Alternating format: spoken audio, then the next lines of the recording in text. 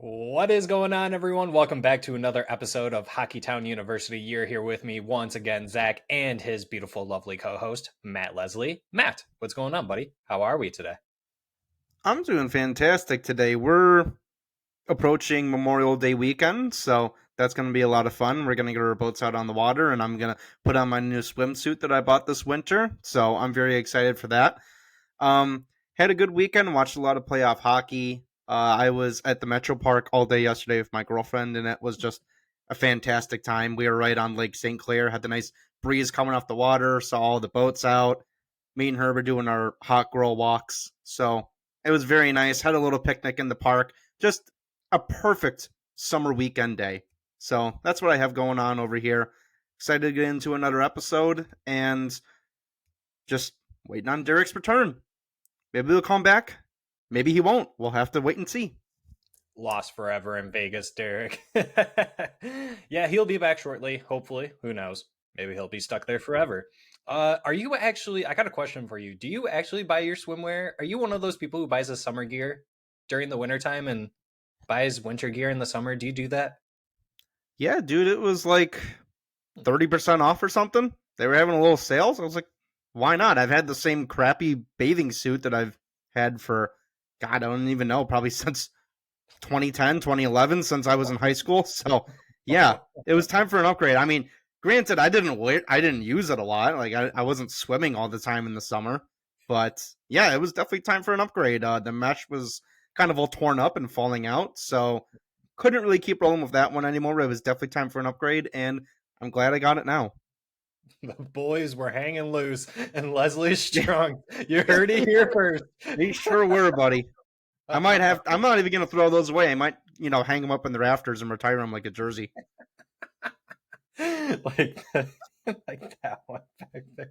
That'd be so funny. Please, dude. I'll even buy the frame and everything for it. Derek and I will Love both it. pitch in. All right. Well, Sounds yep. great. Like we said, welcome back once again, everybody. Thank you for joining us once again. For those of you that are returning, for those of you that are new, thanks for joining us. We know it's a little weird opening. If you could, make sure you're hitting that subscribe button for those of you that are new. For everyone that are joining us and listening to us wherever you are, if it's on YouTube, make sure you're smashing that like button. And if you're on Spotify, make sure you are following us and you are rating us 5 stars. We really do appreciate that. And all the links always come on our socials and whatnot. So, and we do have a special guest today. Ooh, It's who Henry might that Zetterberg be? again. He's Oh, back. Henry.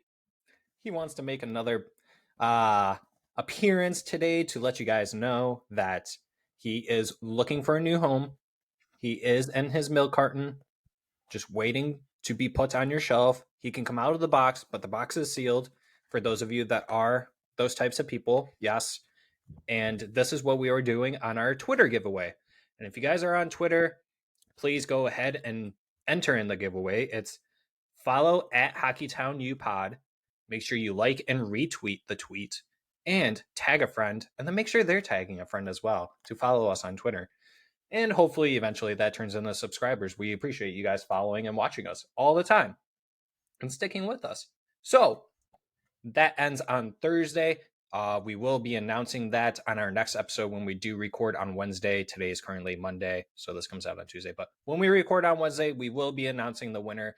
But also on Thursday, May 25th, we will be announcing the winner on Twitter. So stick around and find out. Thank you for everyone who entered so far. So if you haven't, make sure you're doing that. Leslie, what do we got today? Well, we got Red Wings news, some big Red Wings news. We got around the league news.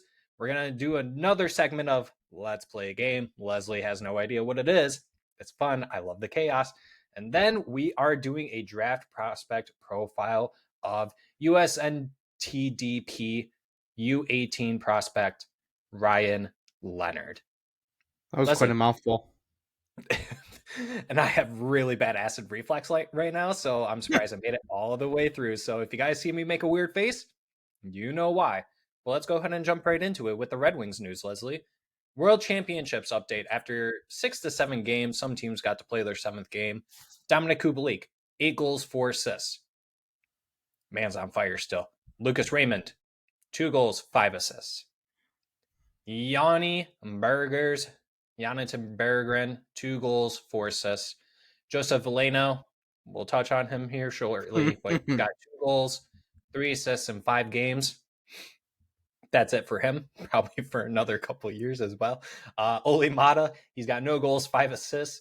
And then Carter Mazur, 1 goal, 2 assists. Leslie, let's jump right into Joe Veleno. Joe Veleno has been suspended 5 games from the World Championships after stomping on Nino Niederreiter's leg in Sunday's matchup between Canada and Switzerland. Initial reactions. What the fuck are you doing, Joey? Like, dude, I never pegged him to be someone like that. And I don't think anyone really did. The reactions online were pretty, yeah, like, Joe, what are you doing, my dude? And that's what Yzerman's probably saying to him right now. Leslie, your initial reactions, bud. And you can go into your rant. This dude barely even hits people in the NHL, and as soon as he gets to international competition, he tries to Indomitian Sue stomp someone with their skate. What are you doing, man? I mean, I don't care what is said to you in a scrum. I don't care if you get cross-checked or tripped and the ref misses it and you're pissed off. There is not a single situation in hockey where stomping someone with your skate blade is an acceptable thing to do. And I don't know, some people disagree with the suspension. I think 5 games. I don't really actually know how long this tournament even goes for, but I feel like 5 games should probably take you to the end of it, if not past the tournament. And we'll see after the tournament if he gets a ban.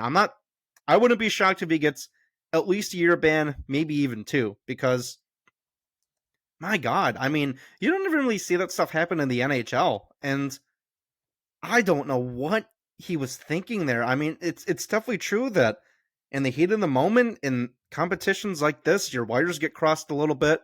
You do something you regret. That's not an excuse for what he did. I'm not trying to excuse him at all. I really hope that when he gets back into training camp and even later in the year when the season gets underway, his teammates are going to hold him accountable for stuff like that. I really hope that they're all going to band together and just try their best to support him and get that dirty stuff out of his game. I really don't want him to be that type of player. I mean, it's definitely true that we need some grittier guys and some tougher guys, and the game is just getting more and more physical as the years goes on, but we can't have that. That's just at the NHL level, or at any level really, that's just an absolute no-no. Really, really bad stuff. I'm definitely disappointed in Veleno. I imagine, at least I hope, he's more disappointed in himself than anyone else is in him. And I hope that we all can move on from this. I hope he can move on from this. I don't ever want to see him do this again. I mean, he's got 1 strike against him. For something that egregious, I don't think he can take another one, because that was real bad. Yeah, it's just like what you said. What was he thinking? We all talk about how fast of a pace of a sport hockey is, right? And that's not to discredit what Joe Veleno did. What he did was absolutely wrong. It's something that should not be in the game of hockey. In any sport, you should not have the intent to injure anyone, whether if that's a teammate or an opposing player. You definitely should not be doing that. I don't think he truly realized what he did in the heat of the moment, hence why I brought up the fact of how quick the game is. It's it's going to be a tough explanation for him. Like I said, he's going to have to. Steve Yzerman's part of the general manager crew, so you got a tough explanation to him, and he's your general manager on the Red Wings. He's already missed a game so far. He'll miss 2 more. I don't know if the 5 games count for after the preliminary, if that's what you want to call them, matches. So I don't know if the quarterfinals or all of that stuff counts as well. So he will miss 3, and then on top of whatever else comes over. But yeah, the remaining of the tournament, that's a huge blow for him, and kind of a huge blow for Team Canada as well. So I'm sure Steve Yzerman's not too thrilled about that. And yeah, this is definitely something that you don't want him translating into the NHL and seeing that happen again. And I bet that the NHL, if Joe Veleno did do something like that again, the same consequence would probably happen at NHL. They might even double it at that point because they could look at his record and be like, well, he did it in that tournament. Now he's doing it here. Who's to say he won't do it again? But before I go any further, one thing I would like to say, and I said this in our group chat, I would really love to hear what Veleno has to say on it. And if not Veleno, I want to hear from Steve Yzerman, because now a lot of fans are saying, let's trade him, or this guy's got character issues, blah, blah, blah. And it's like, well, no, hold on, pump the brakes. Like, this is just a one-off incident. And we've never seen or heard of Joe Veleno do anything to anyone before. Like you said, Leslie, like he barely even bumps people into the boards, let alone Ndamukong Suh stomping them with his skate. It just blew my mind. I was like, I can't believe I'm reading this morning. It was at like 9 o'clock in the morning on a Sunday. Halfway through my coffee, I'm like, oh, blowing my mind, Veleno. Like, what are you doing, my dude? Do you think that this is going to impact his NHL play or just his roster situation on the team? So tell me, overall, do you think Yzerman's going to treat Veleno a little bit differently after he did this charade? Well, I think no matter what happens in this competition, no matter how serious it is, how severe, how egregious it is, this is the international competition, and then we have the NHL. Like, they're two completely separate things. That's not to say that now moving forward, I would be surprised if he does this again. I mean, if he's capable of doing it once, it stands to reason that he'd do it again, and I don't think you're wrong to assume that. I think as far as Steve Yzerman goes, that's a really tough question. I mean, I think Veleno really benefits from the situation that we don't really have centers on the team, so we need a 4C. I don't really know. I honestly don't think it's going to have any impact on his situation in the roster. Really, the only thing that's going to impact that is the camp that he has. And if he goes into camp and he looks terrible and he is just falling off the face of the earth, I think that's what's going to impact anything in terms of like the roster situation, in terms of his job next year. I think Veleno he's probably already got a stern talking to with Steve Yzerman. I mean, Yzerman's probably already gave him a little pee-pee whack. I guess probably more than a pee-pee whack. So for something like this, you can't really just do that and call it a day. But I think Yzerman is going to let Veleno know, and probably already has, that this type of thing is not tolerated in any level of hockey, and he just can't do it again. Yeah, I'm sure he's already had a talk with him. Yeah, and I'm sure he was very stern with him. I mean, Yzerman, like I said in one of the few episodes, that he's got crazy eyes. So I'm sure Yzerman put the fear of God into him, and that hopefully he just never does it again. I wouldn't want to be on his bad side. I'll tell you that much. No, neither would I. I remember we were watching that game last year. I think it was either the Pittsburgh game or the Coyotes game where the Red Wings just got absolutely killed. They panned him in the press box, and he looked like he wanted to take Jeff Blashill's head off and slap shot it into the net. And I saw that face, and I thought he was mad at me. That's how pissed off he was. I kind of had to switch the channel for 30 seconds. I got a little triggered. I was like, oh boy, we made Daddy mad. We can't do that. So yeah, I think he's gonna let Veleno have it, and he's gonna put the fear of God in him, and hopefully Veleno's done doing stuff like this. Hopefully he's learned his lesson. Yeah, hopefully that fear of God from Yzerman turns him into a 30-goal scorer, 70-point guy next season. One can only hope. All right, that's it for Red Wings news, unfortunately. Nothing really too much else up until the draft. So let's go ahead and jump into the around the league news. Let's talk about the conference finals. Both the Panthers and the Golden Knights lead their series by 2 in the first 2 games. Each game has gone into overtime. Leslie, are we surprised by what's happened so far? I'm surprised that each game has gone into overtime. I think I was even more surprised that the very first game between the Florida Panthers and the Carolina Hurricanes went into 4 OTs. My grandma said she stayed up until 2 a.m. watching that game. Shout out to you, Grandma. You're the real OG for doing that. But yeah, are we surprised? I'm not really surprised. I guess I'm surprised about the 4 OT because that doesn't just happen every day. I think I saw a stat. I think it's only happened 6 or 7 times in the entire history of the NHL. I think the last time was Tampa versus, I think it was Columbus in the bubble, or whatever team it was. I don't even know. The bubble might as well be 10 years ago. But I don't know if I'm too surprised at the standings. I'm a little surprised that there's, in both series, it's a 2-0 deficit. I would have thought that this would be, both series are like a rock fight, and one team would take one, another team would take the other. I thought it was going to be that type of back and forth series with both of these series, but ultimately, I don't like watching the games. It's very clear that the better team won. Uh, Definitely, I think Bobrovsky stole that game in game two. He was getting peppered the whole game, and Carolina is just one of those teams that does not let up whatsoever. And Matthew Tkachuk just, I'll say right here, Matthew Tkachuk is him. Matthew Tkachuk is him. That celebration after he scored an OT, he just opened up the door and he's just like, let's get the hell out of here, guys. We got a 2-0 lead. Let's take him back to Sunrise and dummy him again 2 times in a row and sweep him. So I love seeing that type of stuff. I don't know. I might have to buy a Matthew Tkachuk jersey with my future bet winnings if this actually pays out, because we're only 6 games away from a Stanley Cup victory, and I'll have more than enough money to get a Tkachuk jersey. I'll just tell you that much. So, yeah, keep it up, kitty cats. I'm riding with you all the way. Yeah, the 4 OTs was definitely not expected. I definitely did not have that on my parlay bet slip. If I had one for that game, which I did not.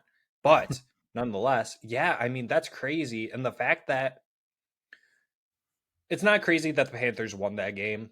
It literally could have gone either way, because at that point, both teams are just exhausted. I mean, we saw the photos of Sergei Bobrovsky after that game. I mean, dude, he looked decrepit. Like, the man looked like he was trapped in a coffin for 4 years, and then finally someone resurrected him. I don't even know how you would do it, but yeah, you guys understand me. Yeah, it's pretty intense. Go ahead and look it up on Google if you guys get the opportunity to. If you haven't, it's yeah, go show that to someone who's not a fan of hockey and ask them if their sports player looks like this after 4 overtime periods. So yeah, I think I am surprised that Panthers are winning the series with the 2 games that they played so far, because both games were in Carolina. Like you said, I thought it would have been 1-1. It's hilarious that what Matt Tkachuk did after the second game. Yeah, let's just go back to Florida. Like, what are we doing here in Carolina? Like, let's go home where the sun shines and we got a beach and we can sleep in our own beds. Like, yeah, I wouldn't be surprised it's a 4-0 sweep. I do have Carolina pegged for at least one game, so I'll leave it at that. I'll keep it at 4-1 Panthers. The other game, Vegas, I mean, it's the exact same thing. It literally could have gone either way for either team. I will stand here and still say this, that I do think Dallas is overall the better team. Jake Onger is insane. I don't know exactly what's going on and what's stopping them from winning, but Vegas is doing a very good job at staying together, staying put, staying what's the word I want to use? They're just staying consistent and put, and they're not losing track at their sights of what they're trying to accomplish. Uh, I'm very impressed with what they've done so far, but it's going to be interesting to see how Dallas can return going into their home arena down 2-0. Let's see if they can turn around. I'm pretty sure that's only the second time that Jake Onger has lost in back-to-back regulation. Well, actually, no. Didn't I just said it went into OT? Yeah, whatever the stat was. Yeah, he hasn't lost back-to-back, and that was like the second time that he's ever done that. So it's going to be interesting. I think I'm going to pull off with Dallas winning that game in 7. I do think that that's going to go into 7. What about you, Leslie? What do you think about these series? You said Kitty Cats in 4, and then what do you think about Dallas and Vegas? Well, yeah, I guess I said kitty cats in 4 now. I'm calling it a sweep. No, I think I said it was in 7 on the other episode, but yeah, screw it. They're going to sweep them. I don't really care. I just want to cash in my future bet at this point. I don't even care what they have to do to get there. I think with Dallas and Vegas, they're just so evenly matched. It's hard to really say what's the better team in that series, and across each game, it's hard to say that the better team won and the worst team lost. Like, they're just so dead even. I mean, if you swap the rosters of both those teams and put them in the opposite team's jersey, I wouldn't even notice that there was a difference because they just play so similarly. I think ultimately what it comes down to is Vegas has a whole lot of clutch players in their lineup. So no matter what deficit they're down to, they have guys like Jack Eichel, William Karlsson, Marcia So, Mark Stone. I mean, that's just to name a few. Like, there's more examples that I could list off. They just always have a guy who's capable of getting you a goal when you really need one. They have some good veteran leadership there. I mean, Mark Stone has been around for a while. He Petrangelo's on killed the it. back end. He won a cup in St. Louis. Chandler Stevenson won in Washington. They just are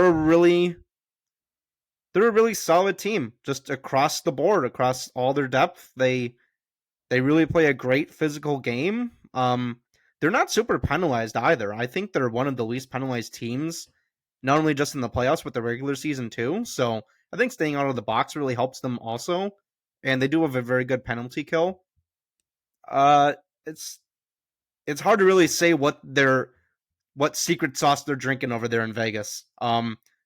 I think actually now that I think about this, and maybe when Derek comes back, he might have some input on this, might agree with me. I think the other teams that they're playing might get the Vegas flu when they go over there.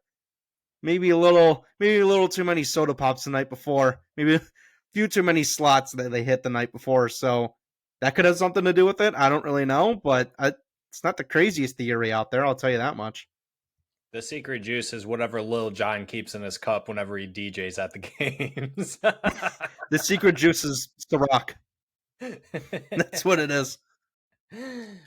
So let's go ahead and move over to the other around the league news. I know that we talked about this a little bit on the last episode, but we got a little more news about it that Leslie brought it up, but I kind of wanted to touch on it too. So I figured we could make some room. Let's talk about the Toronto Make Believes parting ways with their general manager, Kyle Dubois. Dubas, however you want to pronounce it. Who cares at this Dubas. point? Scooby Yeah, Dubas. Dubas, dummy, whatever. All right, so I don't know. That Did works you too. watch the? Did you watch the Brendan Shanahan press conference by chance? No, I didn't actually get to catch it. One big takeaway that I did get from that is that he is really committed to bringing back every member of the core four. I don't know if he's taking a look at his cap, but that's not just going to happen. I mean, you really have to get rid of one of those guys, and as much as you want to keep all four of them, you literally cannot do it unless you somehow circumvent the cap, which I mean, that'll take a magician to do that. I don't even think Steve Eiserman could get that done at this point. But So before you go any further, let me just kind of touch on some things that Shanahan mentioned in the press conference that kind of struck me a little weird, and some of the other people online, from what I noticed, that people picked apart from it. I'll start off with this. The press conference definitely did more harm than it did good. It definitely left a lot of people asking a lot of questions like, why? Like, why are you going in this direction? The thing is that Dubas basically used his family as a pawn to make Shanahan wait a whole entire week, and it might have been longer than that, to wait on a decision whether or not he wanted to return as a general manager or not, because his contract was up. To then Dubas, when he came back, he's like, yeah, I want to be the general manager. But he then had his agent say that he wants $1 to $2 million per year more than what he was already getting. So I think it was at like $4 million, and he was asking for anywhere from like 5 to 6 or something like that. Or he was at 3, and Shanahan was looking to stay more at 4. While Dubas did sort of put this roster in cap hell, Shanahan truly let his ego get the best of him. And in my opinion, and to some others, I think Dubas was one of the better hockey GMs in the league. And he lost him just over a couple $1 million. I mean, the Toronto Maple Leafs, that's a big, I mean, the ownership, billions of dollars. They couldn't just give him an extra $1 million or two every year. So it just struck me odd a little bit.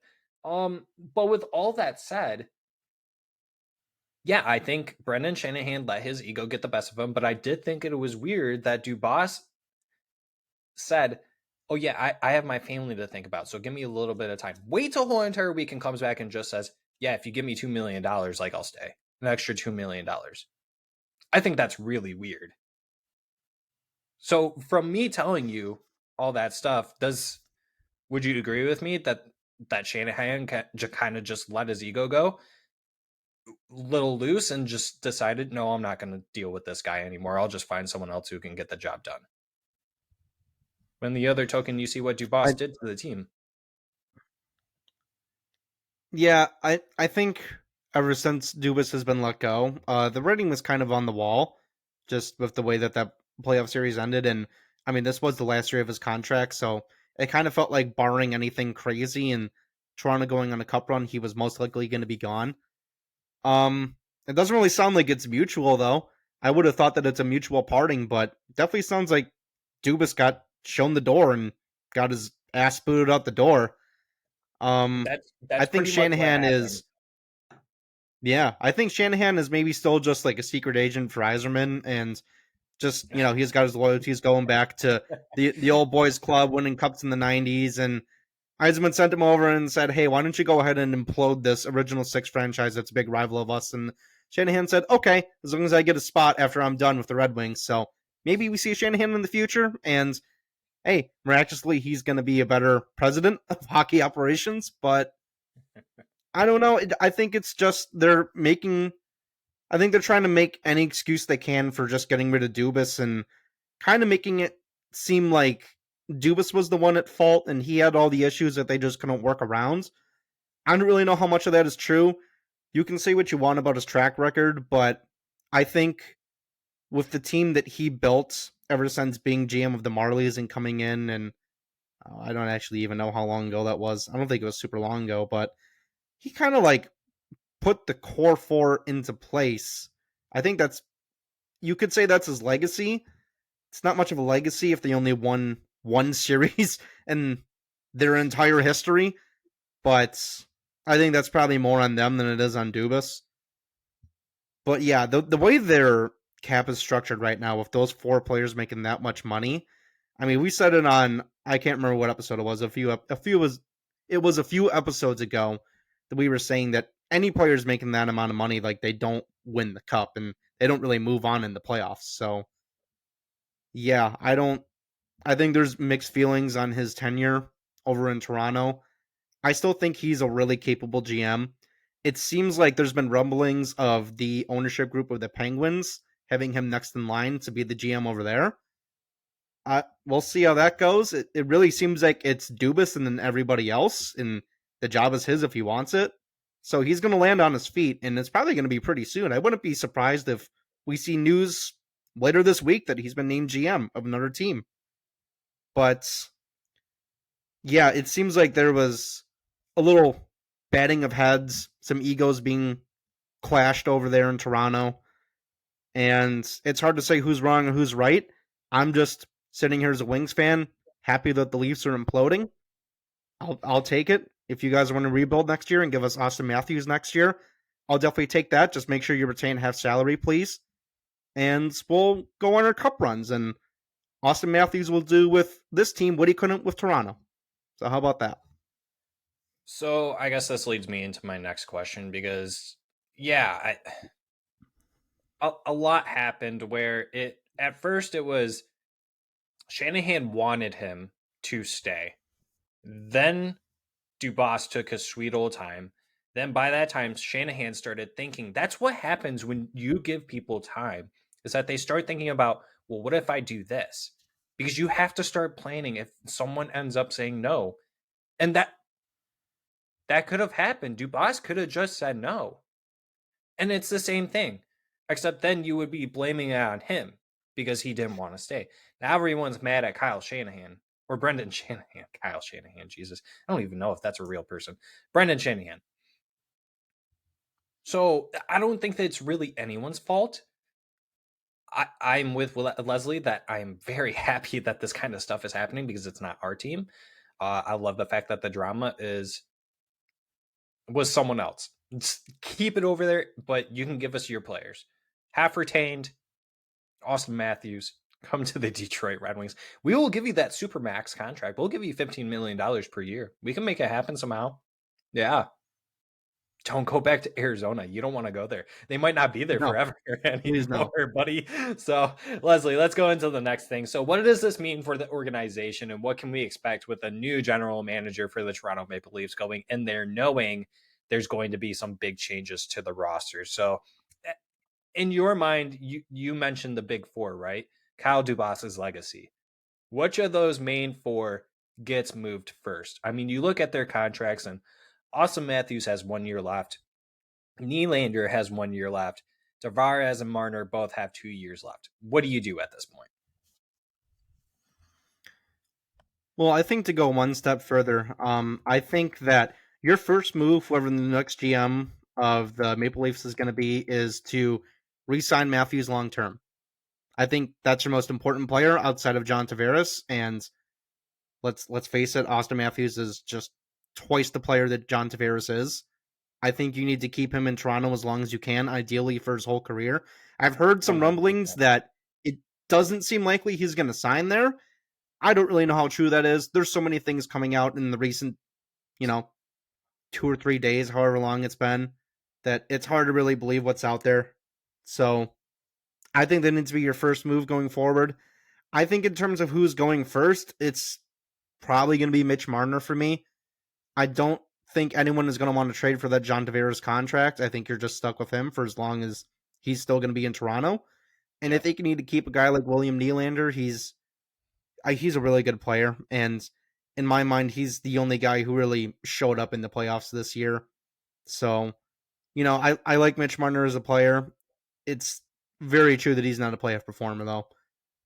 We've seen it time and time again, year after year. He just doesn't show up.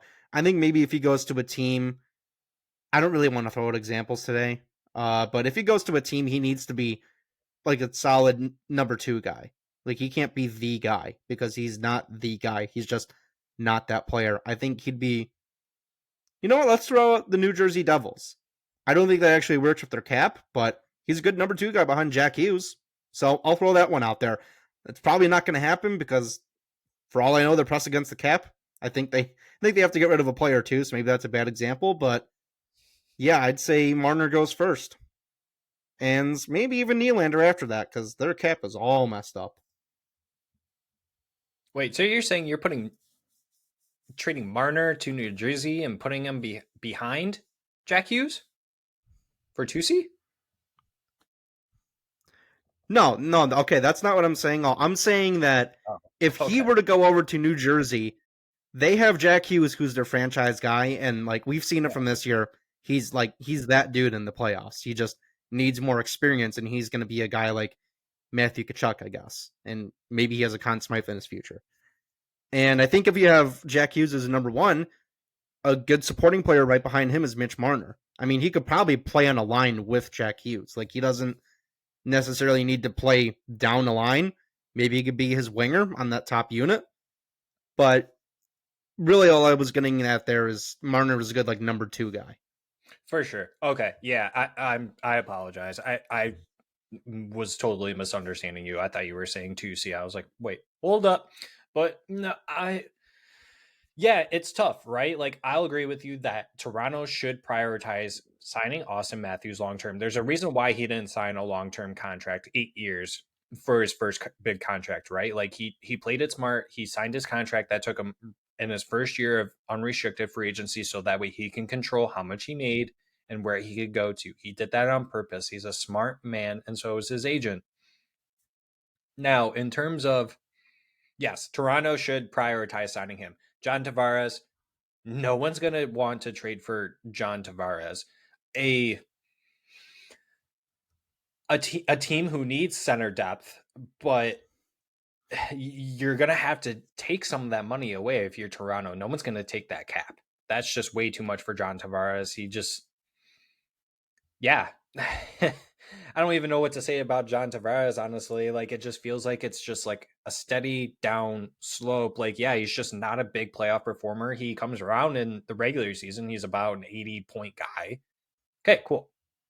$10 million? No, I ain't doing it. You got Mitch Marner.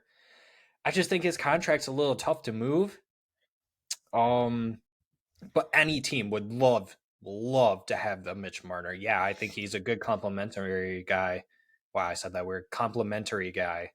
Yeah. Mm-hmm. Yeah. Yeah. Complimentary. Jesus, I got Yeah. Derek all over me again. Ugh, gross. Uh, yeah, any He's team not would even here, love and to he's have. still messing you up. I know. Yeah, any team would love to have Mitch Marner. I think Toronto probably is trying to trade Mitch Marner, and I would agree with you that they probably should prioritize keeping Nylander. But I can also see the argument why you would trade Nylander is because he's already on a cheap contract right now. He's only going to ask for more. So he was the only one who showed up in the second round series in the playoffs. Yeah, I think out of the core four, like maybe you could say Austin Matthews is the best signing just because you really need to keep that guy around. I think William Nylander for what money he's making and what he brings to that team was the best signing out of the four of them. And probably Tavares was the worst. I definitely would have to say that's the worst. Yeah. I don't know. I think fans in Toronto are happy to have Tavares, but Yeah. he didn't really bring anything to the team that they didn't already have. I mean, he didn't bring another element of physicality. I guess he brought veteran leadership, but he didn't really win anything with the Islanders, so he didn't bring any of that experience. And Right. Yeah. funny enough, I know you want to shit talk my Islanders right now because I brought that up. The Islanders have done a lot better since he's left, so that's pretty They have. funny. It always makes me laugh when I think about that. True. So No, that's the funny thing is that like yeah, everyone always says that like oh yeah, like he's the homeboy kid, he's from Toronto, here's the photo of him in his bed with his Toronto Maple Leafs bed sheets, and he literally hasn't really done that much for them. The regular mm-mm. season, I mean, like gets you guys in the playoffs or at least helps you guys. He brings that veteran leadership, but he doesn't have the veteran experience of the playoffs. That was the one thing he was missing. What? Then they only make it to when he was the captain for the Islanders. How far did they ever make it into the playoffs? They won. I think they won only one playoff series with him, and it was Oh against my god! Florida or something. Yeah, it So, was really bad. I so actually that curse transferred over to the Toronto Maple Leafs. So John Tavares is the exact it did. problem. Yep. That's Yeah, like he's it's that patient zero. simple. Yeah. It's that Yep. simple. And they're screwed. I mean, like Yeah. like you can't even say it's Dubas's fault. While yes, he is the one, and we had this argument with the Red Wings, right? Like it takes two to tango with the contracts, right? Like Tavares won the 10 mil. Did he deserve it? Maybe not. Did he ask for it and get it? Yes, he did. Was Dubas kind of tied to something? A little bit, yeah, because it's the hometown kid, like I said, and you needed a 2C. You didn't have anyone else. That was the best option. But you're paying $10 million for a guy who didn't even have that good of a track record other than the regular season. Pretty much. And I don't know. I want to put the blame all on Dubas, but I really can't because in free agency, it was a very open secret that Tavares was going to go to Toronto or New York. And honestly, it didn't even come down to that. It came down to Toronto or Toronto again. Like it was very clear he was going to go to Toronto. So I think at that time, when you have a player of that caliber, and that's in free agency, so you're not spending any assets to go and trade for him. Like he's walking over to your team, and all you have to do is pay him. So it's hard to say no, we don't want that player. Like if he was in free agency, of course the Red Wings would be inquiring on him. There's no 100%. doubt that they would be calling and being like giving their pitch to him. But yeah, it really hasn't worked out. It really hasn't. Yeah, and like we said, it's going to be really tough for them to trade that contract. Their best option literally is to trade either Marner or Nylander. Uh, if they trade Matthews, I will be shocked. I would expect Matthews to walk before they trade him. It's one of those situations where if I were the general manager, I am keeping Matthews and letting him walk rather than being the guy known as I failed this organization and now I have to trade not generational talent, but a superstar. Like, you'll be known as that GM that you legit just traded a superstar because you couldn't get it done. But nonetheless, it is a new GM now. So it's like, okay, this GM wants to start fresh. So it wouldn't be the craziest thing in the world, but I think the return won't be as high as you probably think it's going to be, but it's going to be high. But nonetheless, yeah, I think Marner and Nylander are your two top targets, and either one on the wings, come on over. It's way better over here in the States, I'll tell you that right now. Especially in Michigan. Michigan's awesome. You got lakes, you got Wart Lakes. Honestly, think about it. Like, you play in Michigan, it's basically just Canada, except you pay less in taxes. And you're bothered a lot less. Not that much less. The media is more chill. People don't even know who you are half the time if you walk around. You know, the neighborhoods are super quiet. You'd love the suburbs. I'm telling you, not Detroit. I mean, Detroit's amazing, but not the. Yeah, don't live in Detroit. Go live in like Bloomfield Hills or something. Yeah, you'll love it there, Marner and Nylander. How about you both come at the same time for free? We'll give Toronto back. How about you guys move into St. Clair Shores? Go get yourself a nice mansion on the lake. Maybe you could buy yourself a boat, and me and my girlfriend will, buy you some beers, buy you some sandwiches from Randazzo's, and we'll invite ourselves onto your boat every weekend, and we'll just have a chill ass time. And that'll be every off season. You're just on your boat, you're getting your tan. Maybe you got your wives with you, maybe you got your girlfriends, and I know you guys have dogs too. We can all just have a good time on the water. Fish for some trout. Just have a good time. Have a bonfire later. Grab a couple Miller Lights. That's a perfect Michigan summer weekend right there, and that could be your life for the next 8 years. See, Leslie and I are two totally different types of people. He wants to do all these outdoor things with them. I just want to play Chell 23 with them on my Xbox and see if they can replicate on a video game what they do on real ice. And just be like, yeah, I got to beat Marner and Chell 23.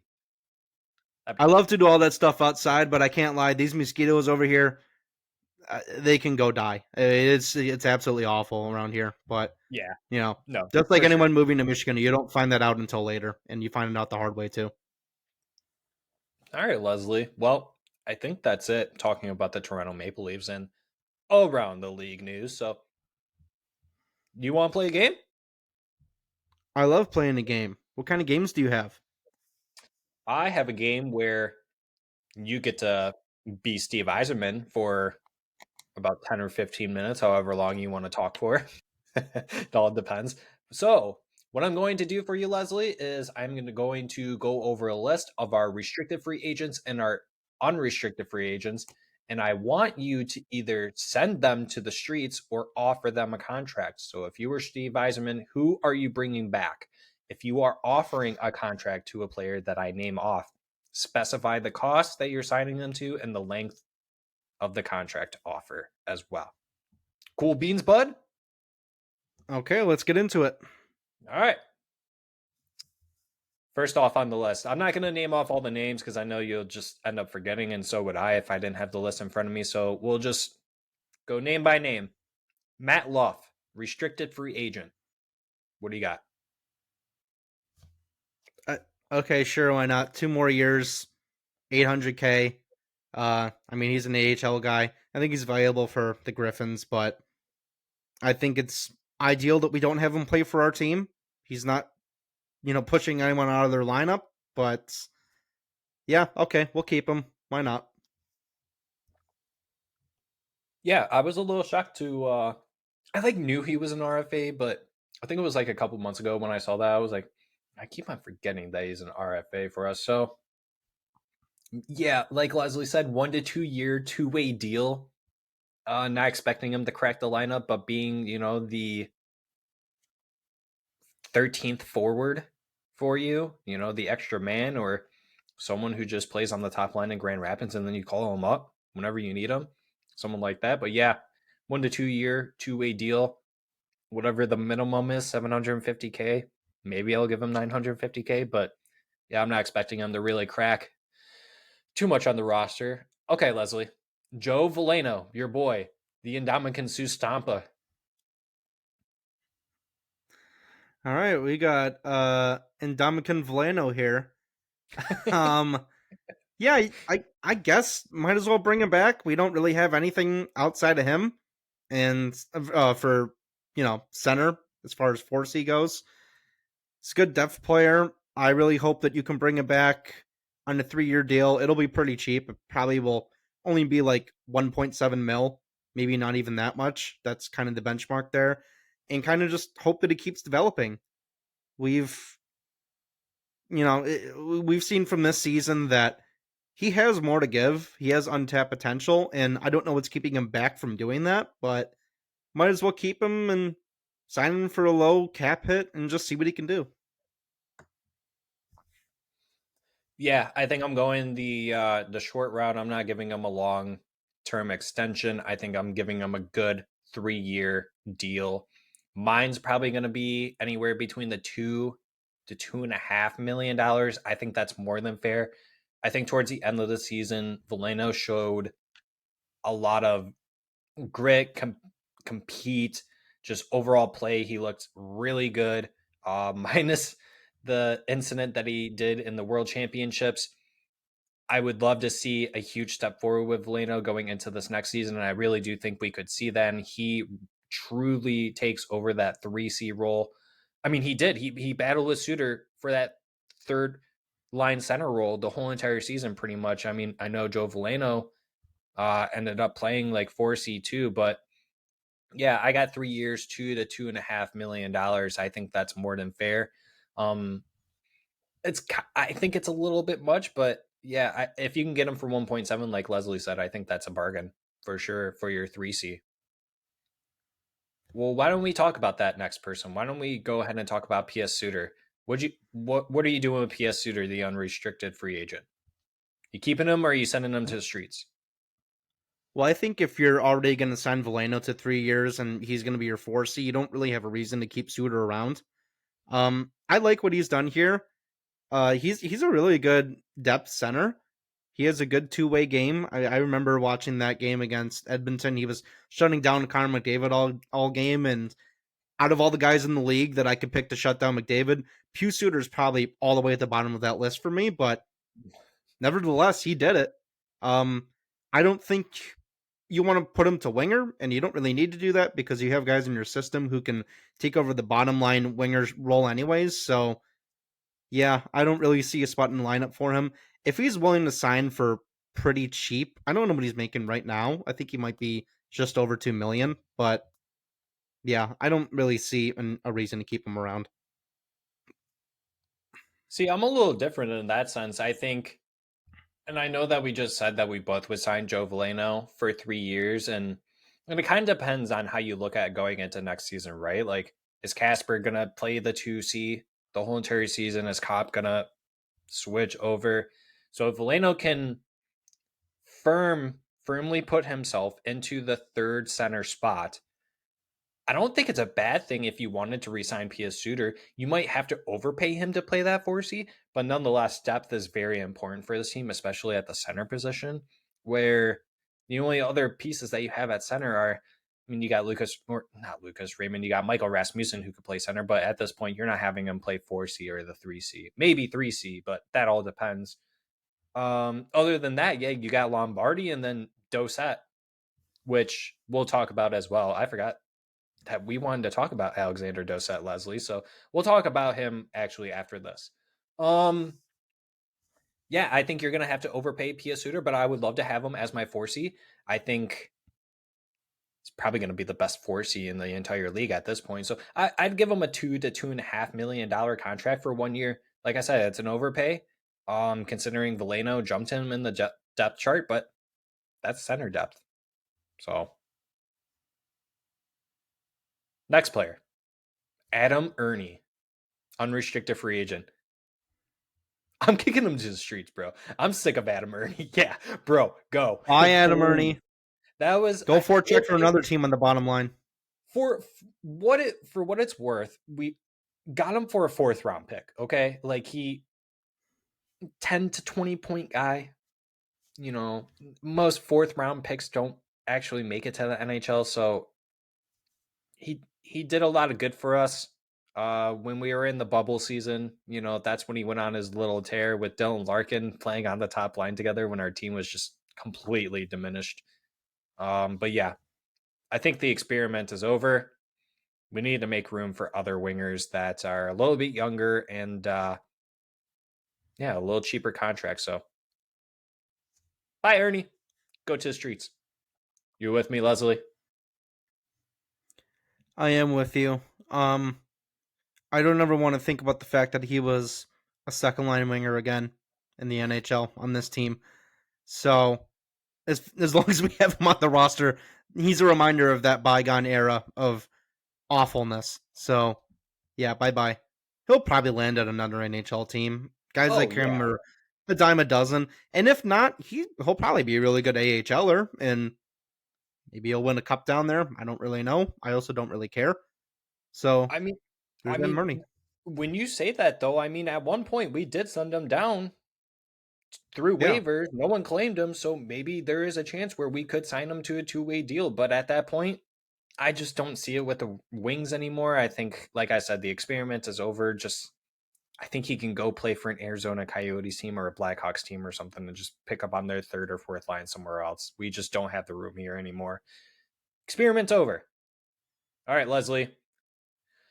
Kind of feel bad doing this one because I feel like we already know what our answers are, but I feel like I might as well ask you anyway since he's on there. Gustav Lindstrom, restricted free agent.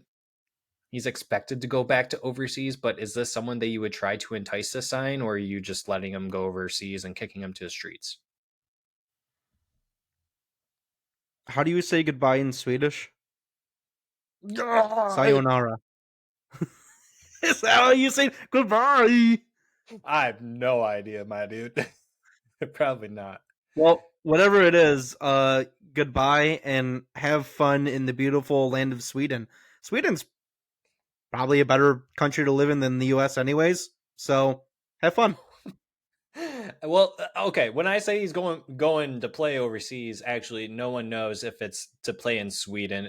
That's just what it says is overseas, but it probably is That's where he's Sweden. from though.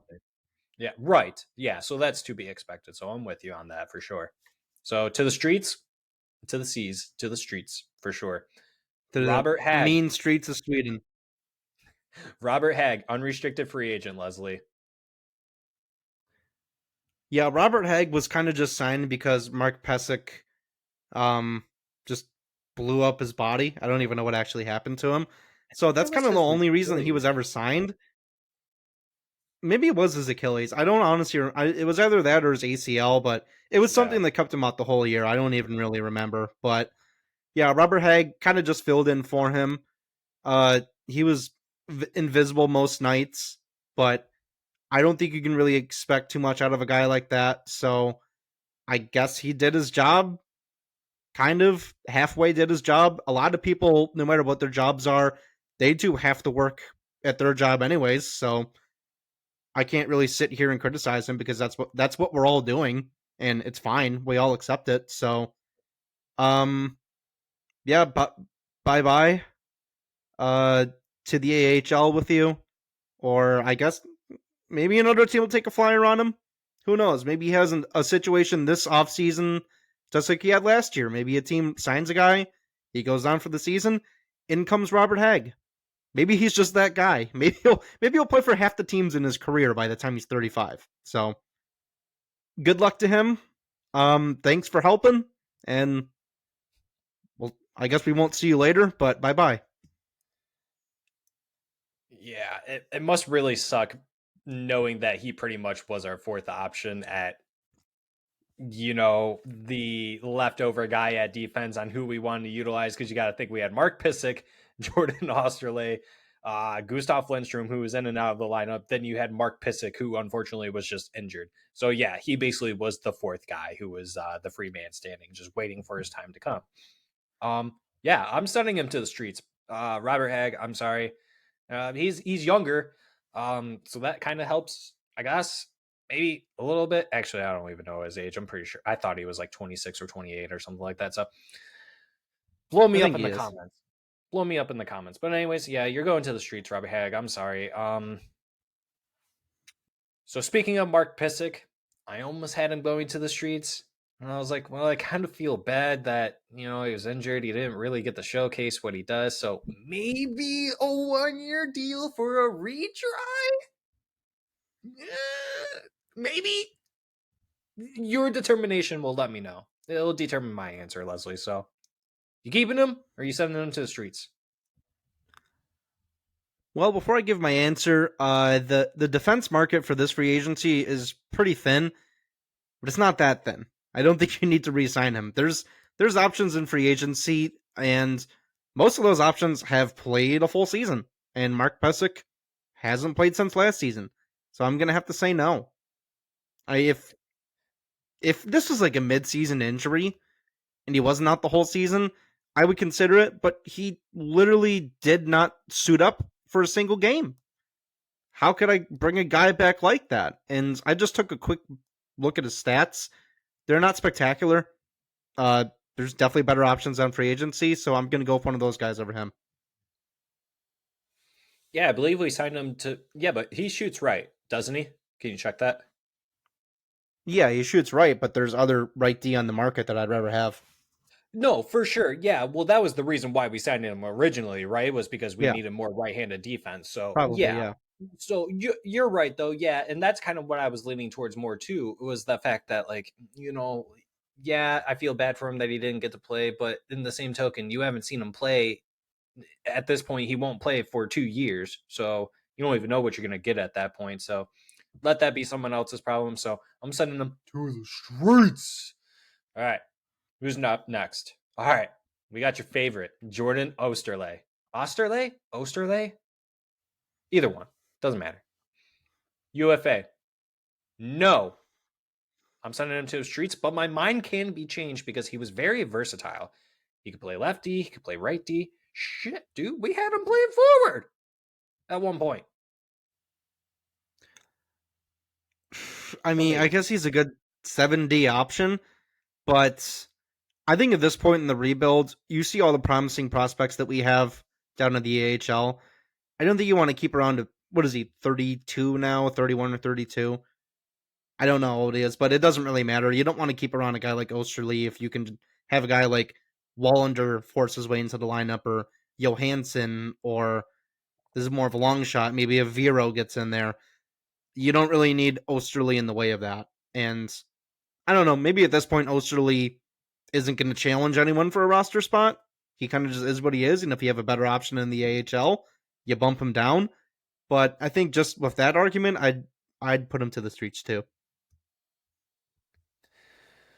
Yeah, I'm most likely to put him in the streets, but like I said, my mind can be changed. If he wants to come on a minimum deal, 1 year, two-way deal, up and down, you're a seventh defenseman. Fine. All right, I'll take it. Leslie, let's go into the Yes. bullies now. Okay. And we'll just do. Okay, never mind. All right, Alex Nedeljkovic, UFA. No, I'm going free agent. I'm sending him to the streets and I'm going free agency for a new goalie. And honestly, yeah, I'm just going to do it. Magnus Hellberg, same thing. No, I'm going free agency. Um, they're both going to the streets. I'm done with them. Those are both failed experiments as well at this point.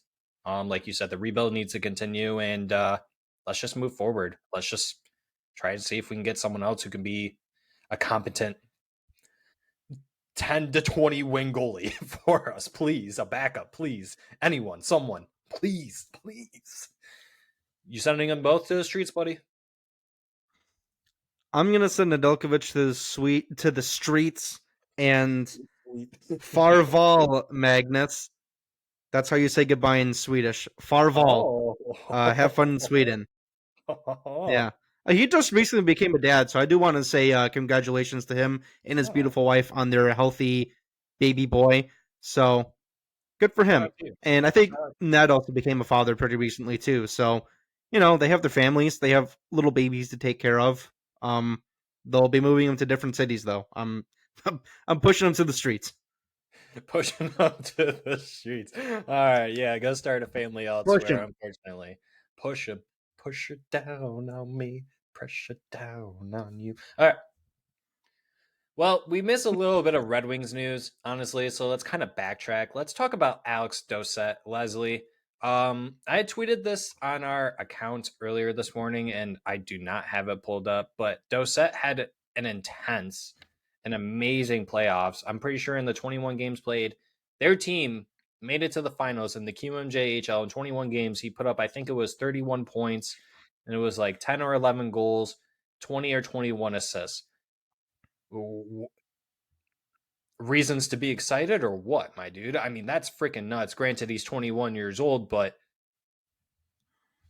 do you see this boy putting on a Grand Rapids jersey next season, or do you think he's more fit for Toledo Walleye based on all these other prospects that we're having moving up as well? That's tough. I might have to look at the Griffins roster, but I think just based on how the team was last year, it's probably not hard to crack that lineup right now. Um, they have some guys actually on that roster who are with the Walleye right now playing in the playoffs. Maybe that's just because the ECHL is different like that, and you can move players if you want to reinvigorate your roster for the playoffs. I really don't know the rules behind that, but it seems like he might have a spot in Grand Rapids next year. I wouldn't be surprised at that. For a free agent guy, it's not a bad total. Like, it's true that he's an overager. So if you're 21 years old and you're playing in the queue still, you're kind of expected to do things like that. I I don't really know if I see him in Detroit in the future. Maybe it'll happen. Um, Honestly, if he even cracks into the Red Wings roster, the fact that he's an overager and he was a free agent signing in the queue, that'd be a successful signing, I suppose.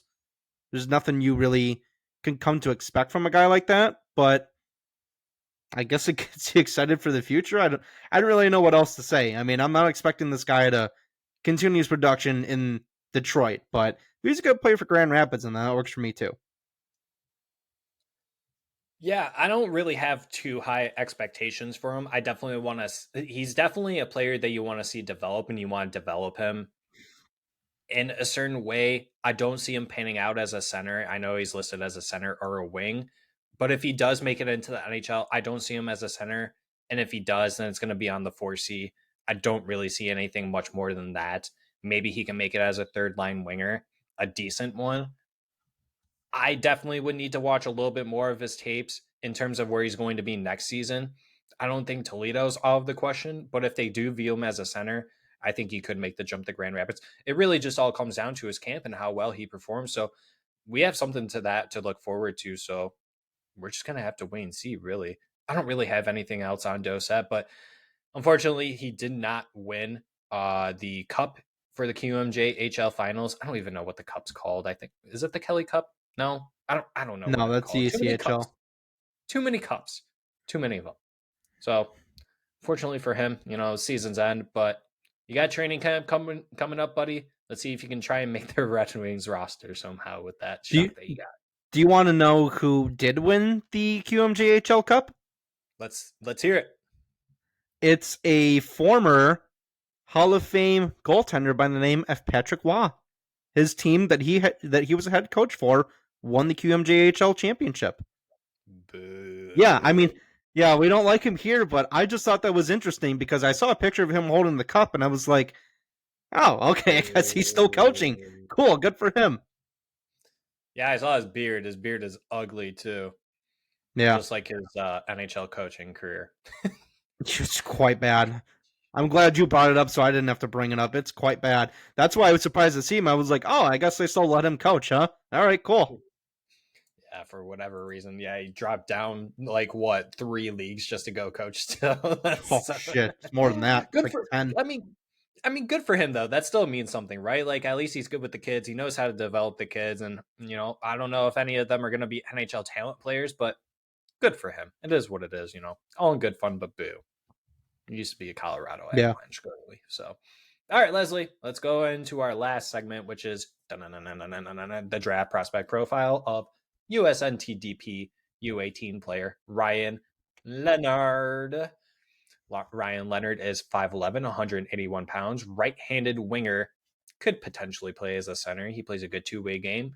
Will most likely play in the NHL as a top 6 player. Me personally, I think that some others say that he could be in the middle 6. I do think he could play on the top line.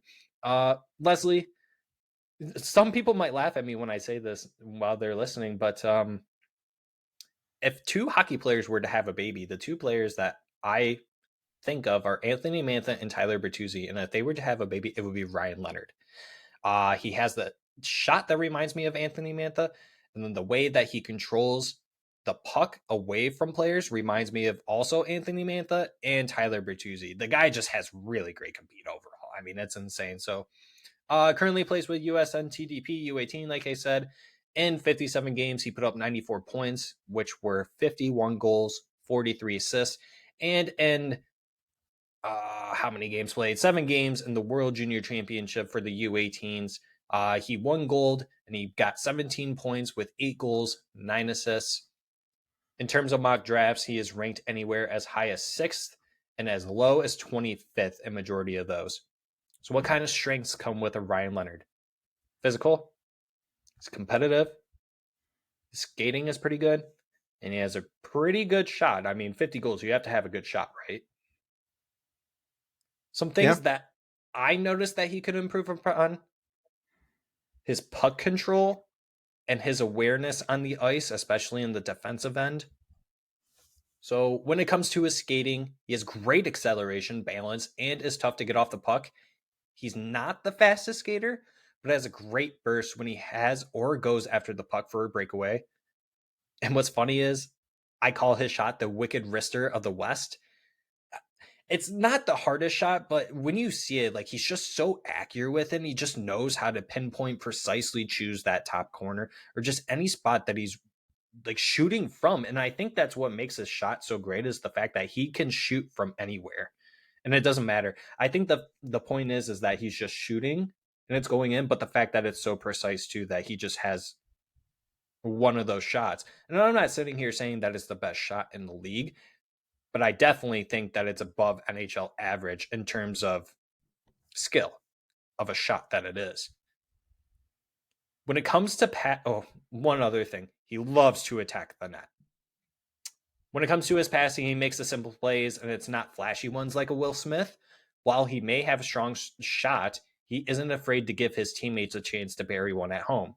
So passing isn't exactly his strong suit, but he can pass. It's like I said, it's not flashy plays like Will Smith where it's behind the back or between the legs. You know, it's just like a nice little chip in for that player that's crossing over the blue line for that rush attack, or just that nice little give and go play to get that scoring opportunity from another player on his team.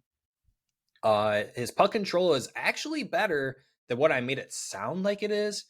Sometimes it's a little overshadowed by his line mates. He doesn't exactly have the smoothest edge in the draft, but he knows how to make it work for him. And I think that makes him a little bit more lethal as well. And that makes him more of a two-way guy. One thing GMs will love is his puck protection skill and ability to keep the puck deep in the offensive zone for quite a few periods of time. Like, it's not just for 3 seconds. Like, he's going to keep it along the boards, and he's going to try and go behind the net with it as well. Like I said, he just needs to stop puck watching. That's what happens when he's in his own defensive zone.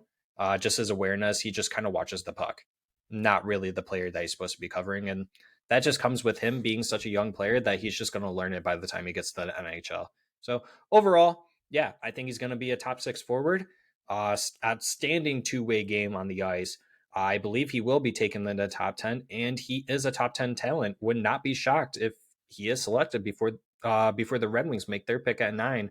And I do want to preface this that I'm not sitting here saying that he's elite at all these things. I think he's just good. I think he's good at all of these things. Some of them are above average, but that's why I have him going in the top 10, is because there's not very many things that you can pick apart. He's just good.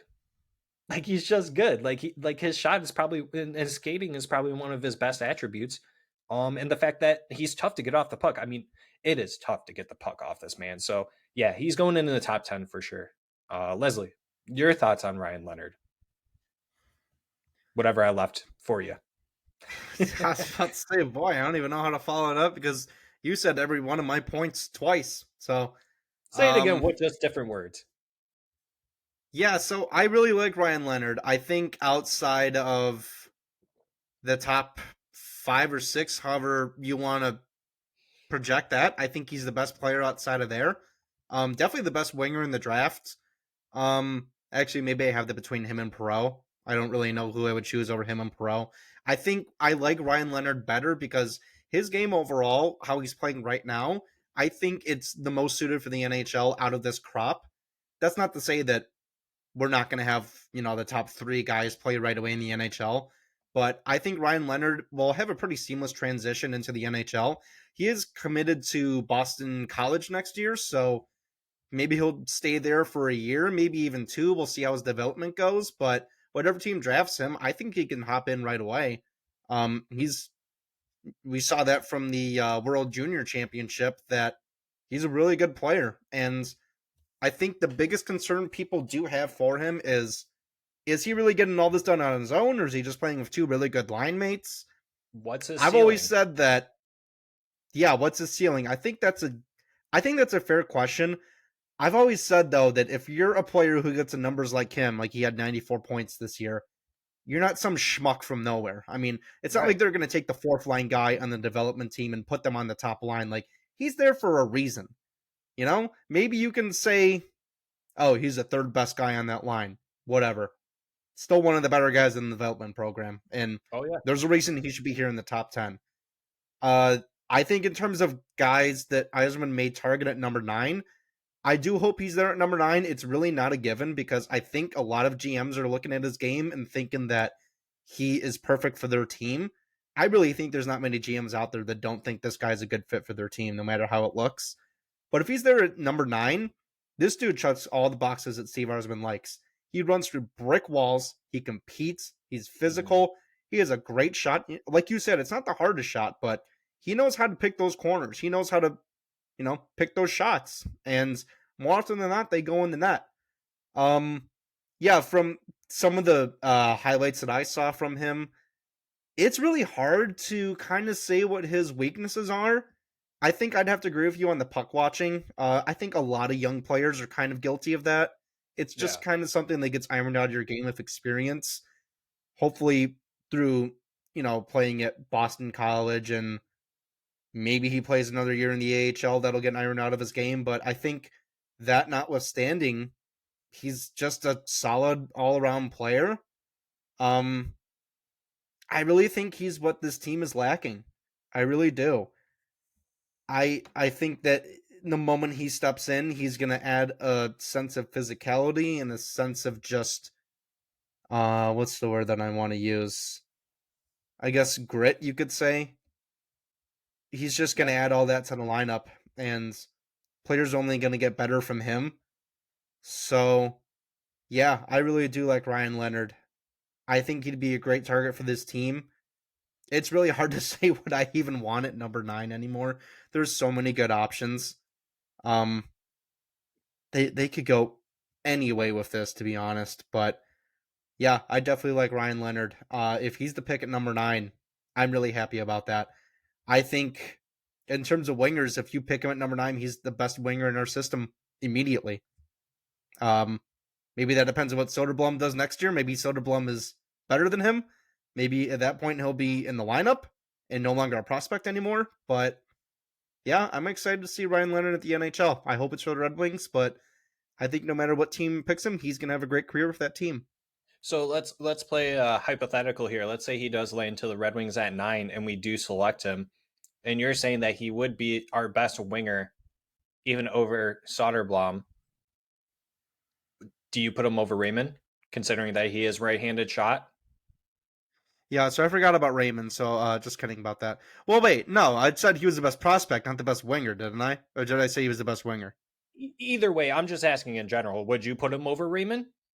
No, not a chance. I'm not putting him over Oh, Raymond. okay. I can't do it at this point. Raymond is just so further along in his development, and I think no matter how high Leonard's ceiling goes, he might get to Raymond as far as his ceiling goes, but he won't go over Raymond. I don't think that's going to happen. I think ultimately, I kind of see Ryan Leonard as scoring anywhere from 30 to 35 goals. Maybe he's got a ceiling of 70 points. that doesn't really sound too high for a guy in the top 10, but I think that's exactly what this team needs. Um, I'm really trying to think of what a good comparison would be at the NHL level. I do try and do this with every prospect that we talk about. Um, this may not leave people super impressed with him, but I think he's a Travis Konechny type player over in Philadelphia. I mean, Konechny got to 30 goals this year. His season was cut short a little bit. I think he only played around 65 games or something like that. So just under a point per game. I think that's a good comparison. Konechny is a very physical winger. He plays that style that John Tortorella loves, and I think a lot of teams would like a guy like Travis Konechny in their lineup. That's kind of why I see him as a great target for Philadelphia at number 7. It's almost kind of like they're adding another Konechny, and who knows what happens with the actual player Konechny. It kind of seems like he wants to get out of there, so you never know. But I think it's a good Yeah. comparison. No, Maybe I'll try and think of some better ones, but I think that's a pretty all right comparison. I mean, you're not wrong. I think that's a great comparison. Konechny can score, and he plays a good two-way game, and that's what Torch wants out of his players. He wants especially his forwards, he wants them to blow out kneecaps like Marco Kasper did, blocking shots for them No when doubt. they're up, Yeah.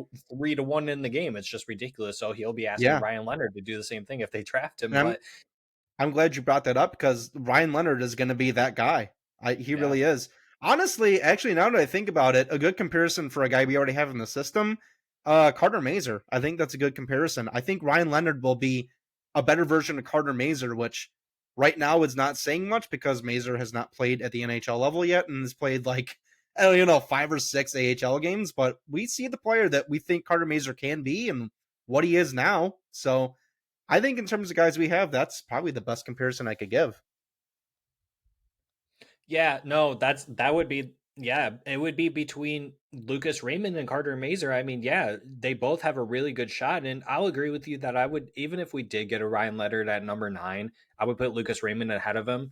Not because I think and it's not because of development. I think it's just mainly because I think Raymond has overall a higher upside, and we talked about that, right? Like I brought that up. What is Ryan Leonard's ceiling? And while he did put up 50 goals, does that come from Will Smith and Gabe Perreault? That's a factor that we don't know about. And can, like we talked about, his shot, he's got a good shot, but can his shot from what he was playing in, can that translate not just in college, but into the NHL? And that's the weird thing is that he's going to BC with Will Smith and Gabe Perreault. So they're all going to be playing with each other again. And we talked about with Interesting. we talked about that with Will Smith too, that like these are going to be the questions that a lot of teams have for these players when they go and interview them, like how much can you say that your success comes from these other two and their answers that they give to them. But I'm with Leslie. I think Philadelphia is a prime candidate. I could see Washington Capitals taking Ryan Leonard too. Maybe someone even like anyone from 5 to 10 realistically. I think that that's where he's going to fall, whether if that's the Red Wings before or after. I would be shocked if he gets picked after 10, but like many of you said in our comments, the draft is all over the place come draft day, and 99% of these mock drafts that people do and these things that people say, you're wrong. So it all just comes down to the GMs and their scouting staff and what they see in these players and what they can become. But hopefully he can be a second line winger, hopefully a top line winger, but I do see him as a second line winger at best or at worst, hopefully. So whether if that's with the Red Wings or not. So yeah, good comparison though. Yeah. I'm gonna stick with my Mantha and Bertuzzi had a baby comparison for sure. I mean, that's not a bad one too. I don't really want to use Mantha as a comparison, but I get what you're trying to get at there. Don't want another Mantha on the team. I'm just going to say that right now. We Well, and we we saw how that experiment went. yeah, and I think that's part of the ceiling thing too. Why I brought that up is because Mantha would be hot, but then he would go cold, right? And so is that going to be the case for Ryan Yeah. Leonard? Like these 50 goals, like can he translate that? And is that something where like you said, 30 to 35 goal scorer? Then what are the assists going to look like? He's a playmaker too, or not really a playmaker, but he's a player's player for sure. He's a He'll good help out. passer. I mean, Yeah. Go ahead. Did you have more? Well, yeah, I just want to say he's a good passer. He's not like super flashy. Like he's not making moves Right. out there like Andrew Crystal or I guess Leo Carlson. Like he's not a playmaker, but his passes, he has really good outlet passes, good seam passes, cross ice Got a good passes. hand. Everything he does is just done super well. Like it's Yeah. like you said at the beginning, he's not a flashy player, but his shot selection is great. His pass selection is great. Great two-way game. That's what you need in a future NHLer. You can take all that stuff. That's what you're starting out with and mold that into an NHLer. It really helps when you're a guy like Ryan Leonard and you have all the tools that you need to make yourself a successful NHLer. You just need that input from your teammates and your coaches to get you to the next level. And Yeah. I think Ryan Leonard has so much natural talent and just has so many good habits right now that there's probably not going to be a whole lot of work done to get him to that ultimate ceiling. So that's what's really exciting about him. Yeah. I think the other thing too is that he's listed on Elite Prospects as a center. He plays on the line as a winger, and then everything that I see, like watching or like reading about him, he can play every position pretty much, at least on the forward end. I'm sure if you want to put him on defense, he could probably play defense too. So he's definitely a coach's player, and GMs love that. So you're right in that regard, Leslie, and I think that's a little added connotation that I want to at least end with on that note, that this is a coach's player, and that I think any GM would be happy to have Ryan Leonard in their system, and he probably would be 1, 2, or 3 your top prospect at 1, 2, or 3 for sure, regardless whatever team is selecting him between 5 and 10 or 5 and 15, wherever he goes. Leslie, I think that's it, buddy. You got any final words on Ryan Leonard before we move on?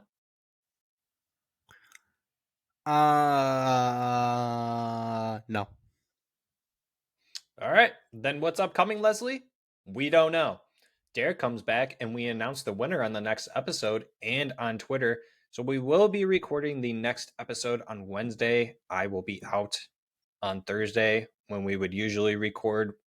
Since we're recording on Monday, the days are all mixed up now, which is fine, but it works out for us. So yeah, we will be recording Wednesday night.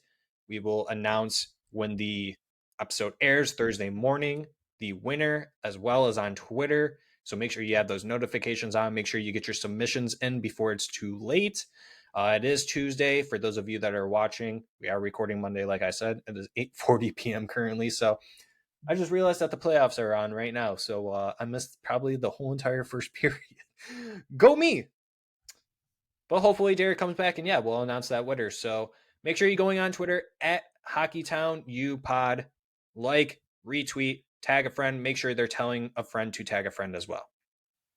Make Zetterberg as happy as when he got to lift this bad boy. Is he? All right, What is Leslie. that? Is that the Conn Smythe he's holding? Yeah, that's a Conn Smythe. Thank you for saying it because I couldn't think of it. Oh, that's actually sick. Nice. Yeah, it's yeah. So, Leslie, that's it, buddy. Final thoughts. Guess I don't really have any final thoughts. I'm excited to see the rest of this game. It's scoreless right now with Carolina and Florida. Really want my Kitty Cats to pull it out. They are only 6 wins away from all those guys hoisting the Stanley Cup. You know, game 81 in the regular season, they weren't in. They got in. They beat everyone, and they could still win the cup. And that's going to be one of the crazier stories. Like, you know, you can compare them to the 2019 St. Louis Blues. While, you know, the Panthers won in last place to start the year. I mean, that's We still a get it. Yeah. pretty comparable story right there. And it's just, Oh, yeah. this is just what I love about the NHL, man. Like, you get teams that just stumble in the playoffs like this. And if this were like the NBA, you get like the second wild card. They just get absolutely stomped by whoever is the number 1 or number 2 seed, whoever they're playing against. And here in the NHL, they're just as dangerous as a 65 win certain fraudulent team from a certain area of America that I won't mention right now because I hate their guts. And I'm not done bathing in their tears, by the way. I actually need more because now it's getting low and the water's getting dirty, so I need to change it out. Yeah, you Bruins fans just keep crying. Celtics are probably going to get swept. I think they play tomorrow. So I just love it when Boston fans lose because they always win. And whenever they lose, it's a good day for America. So I suppose those are my final thoughts. I didn't mean for them to be so full of hate like they were, but that's just how it comes out sometimes. And here we are. We're almost at the end. Stanley Cup final will be coming up on us before you know it. And it's always bittersweet. I love watching the Stanley Cup finals. Best hockey you can ever watch. I really hope it goes 7. I would absolutely love that. We just, more hockey the better. And let's go Red Wings. I can't wait for the draft. Can't wait for the next season. I'm really excited for it. I think there's big things in store for the next season. So those are my final thoughts. Big things coming, buddy. Big things coming to this organization next year. I swear. I'm feeling it. Marner to the Wings, Nylander to the Wings for 2 bags of pucks and a washing machine. All right, my final Hey, if anyone thoughts can get that deal done, it's Yzerman. My final thoughts are go Kitty Cats. I currently just put on the game. That's why my head was turned. Go Kitty Cats. Go Red Wings. Make sure you're entering the giveaway on Twitter. You guys keep on making me quote tweet it because I need you guys to keep entering. I love it when you guys make me give you guys free things, especially free nice things, free sealed things like Zetterberg holding the Conn Smythe and winning championships. Yeah, there he is. The man. Such a great beard too. I wish I could grow a beard like him. Once again, go Kitty Cats. Once again, go Red Wings. Derek, don't get too lost out there. Hopefully you come back rich as F because I want a new studio for the pod. That's about it. Happy Monday night, everyone. We will catch you guys Wednesday night on our next recording and announce the winner for the Twitter giveaway for the Henrik Zetterberg bobblehead. So thanks for joining us, everyone. For those of you returning, my goodness. Thanks for joining us once again. For those of you that are new, thank you for making it all the way to the end of this episode. If you guys are watching us on YouTube, make sure you're hitting that subscribe button. You're smashing that like button. Leslie smashes. And if you're listening to us on Spotify, make sure you're rating us 5 stars and hitting that follow button. That really does go a long way for us as well. All those things go a long way for us. We really do appreciate the support. It's amazing. We couldn't be here without you guys, and we love interacting with you guys. So make sure you're hitting us up in the comment section as well. Let us know what you guys' thoughts are about this episode and what you guys would like to see us do in the future. So I think that's it, Leslie. Let's go ahead and wave goodbye. Bye-bye.